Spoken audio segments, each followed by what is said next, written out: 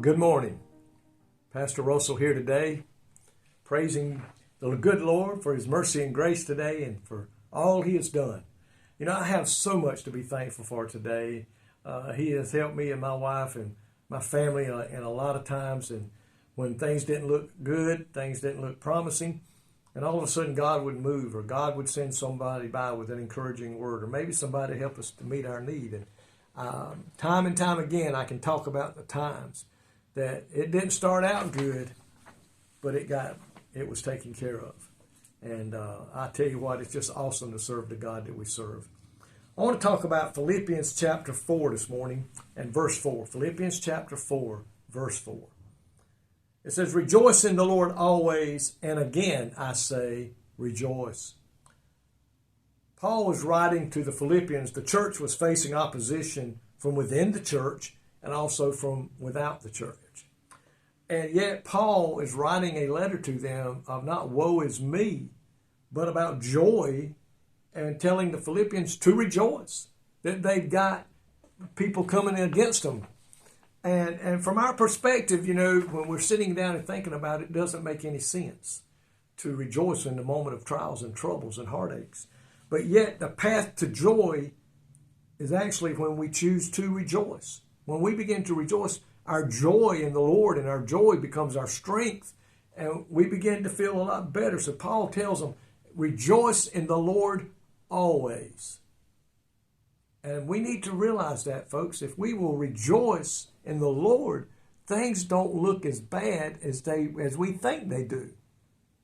And so worldly happiness is not the same as godly happiness. They're nowhere even close.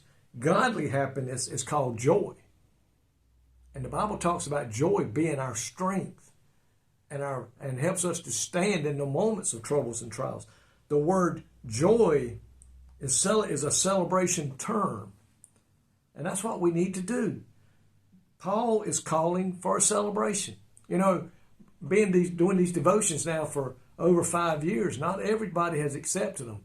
There's been people that come back with negative words, and I don't let it bother me. I'm rejoicing because they might not understand it or like it or want to hear it, but if they've heard it enough to get mad, I have planted a seed that maybe, just maybe, will lead them to the Lord.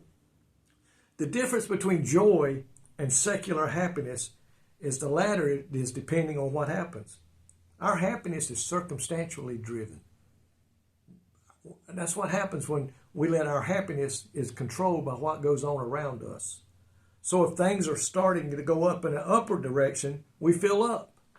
But if things begin to go down, we get down. But if we trust in the Lord, we stand true in the Lord. As the psalmist, it says it's like it keeps us on a roller coaster. 1 minute we're happy, the next day we're down. Then maybe by that afternoon we're headed back up again. And just as soon as something happens again, if we're not careful, we're back down in the dumps again. We got to quit letting that happen. Biblical joy, by contrast, has to do with stability, celebration, joy coming regardless of what's going on in our life. No matter what, I'm a winner either way with Jesus Christ. And that's the way we must feel. We must choose to rejoice in order to experience God's joy. Let me leave you with a perfect example. Paul and Silas were going about preaching the Word of God, running into opposition everywhere they went.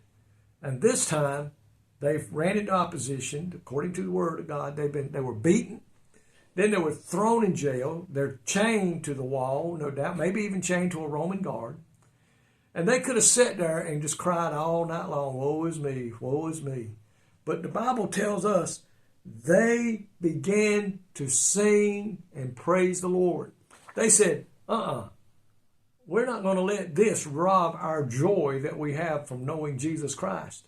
The Bible says they began to lift up songs and praise to Almighty God. And they began, no doubt, to feel better. They began to feel like the weight of the world was off of them. And what happened? God answered their moments of praise by letting the wall begin to shake.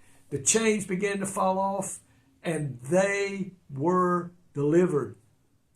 So listen, you and I today, we make the choice to whether to let whatever we're in drain us or we choose to let the joy of the Lord begin to swell up as we begin to praise Him and thank Him for all He's brought us through, and that we know He's going to work this situation out. So today, my friends, don't choose to let whatever you're going through to drain you. Just say, I ain't going to do it. I'm going to worship God. I'm going to praise the one that has brought me through this before, and I know He will and can bring me through this thing again. Let's don't let the mully grubs get on us. Let's don't begin to sing, woe is me. Let's say, I serve an awesome God. My God is an awesome God. Hallelujah. That's who I serve today. He is the God of where my strength cometh from.